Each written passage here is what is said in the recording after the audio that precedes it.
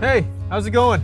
In today's video, I'm going to be building a hammock stand. Now, hammock stands are a little hard to get right with the dimensions if you don't want your booty hitting the ground. So check out the description below. I got free plans in there for you. Also, I love trucks. I'm basically waiting for Ford to sponsor me with an F-250. So Ford, if you're watching this, hi, my name's Jordan, and this is Guardian Woodworking.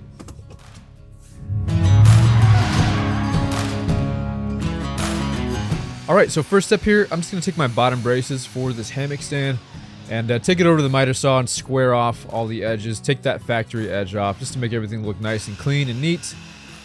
Also, lately I added this Hercules dust extractor to the shop. I was getting a lot of dust everywhere.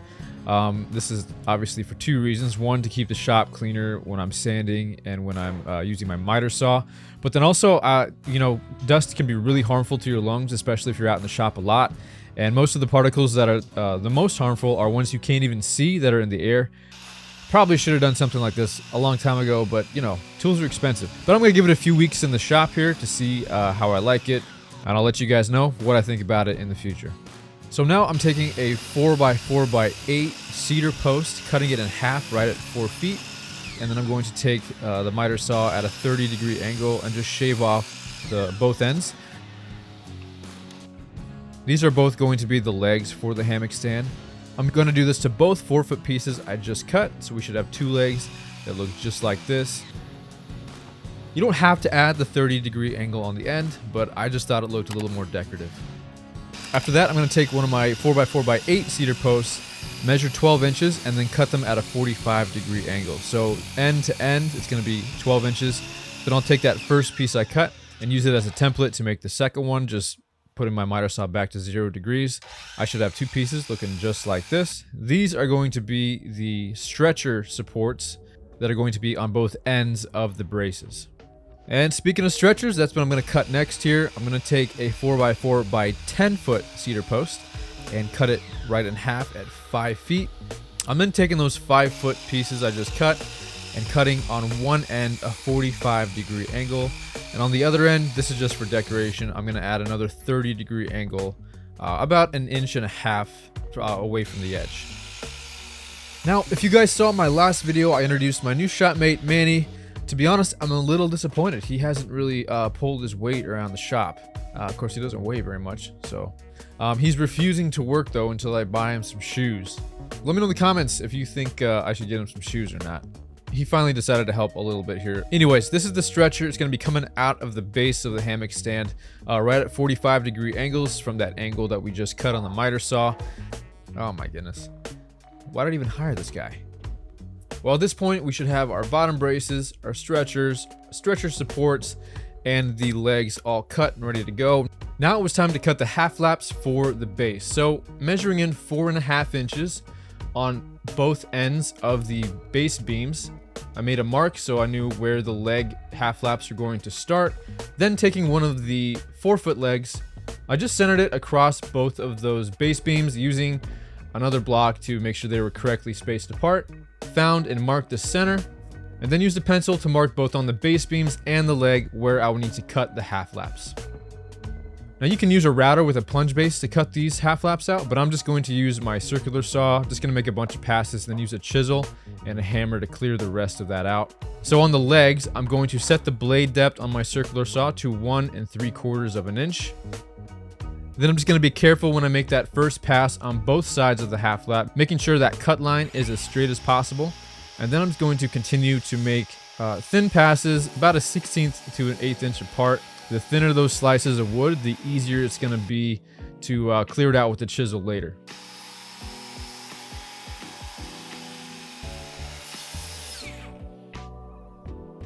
Once we've got a bunch of thin slices of wood in there, I'm going to take a hammer and complete the strangely satisfying task of knocking all these little chips out. And then, like I said earlier, just using the chisel to make sure everything's smooth and square.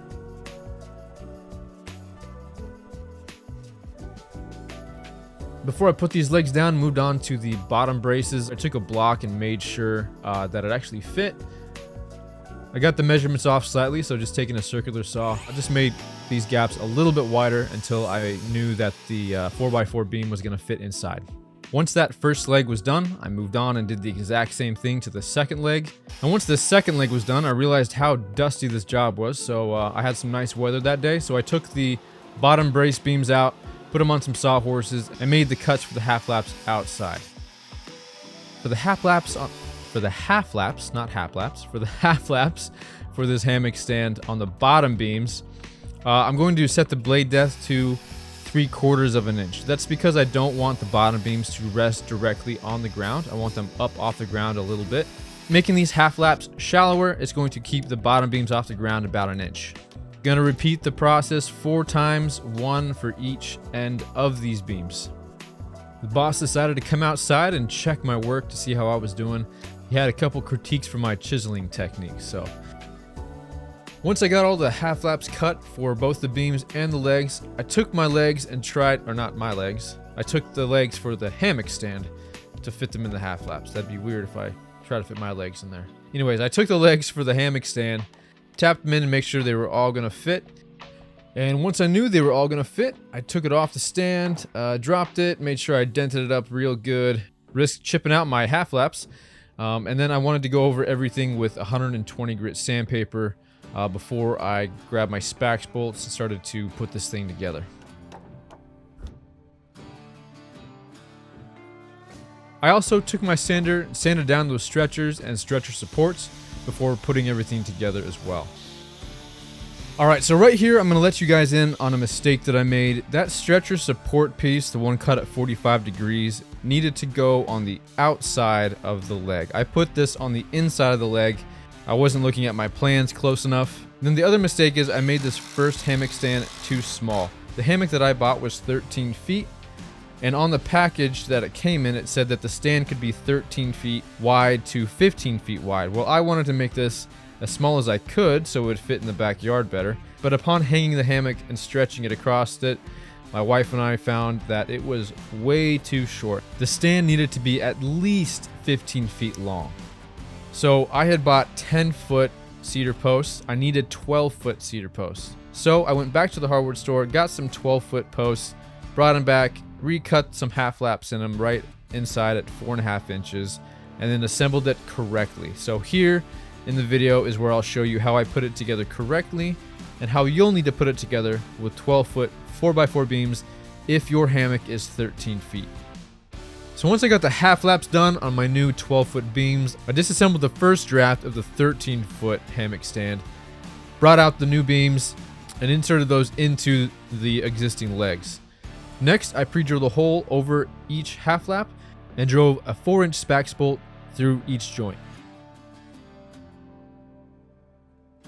Next, I took the 12-inch stretcher supports, pre-drilled a hole in the back, put a 6-inch spax bolt through the back, pre-drilled 4 holes, 2 on each side of the stretcher support, and put 4 total 6-inch spax bolts on both sides.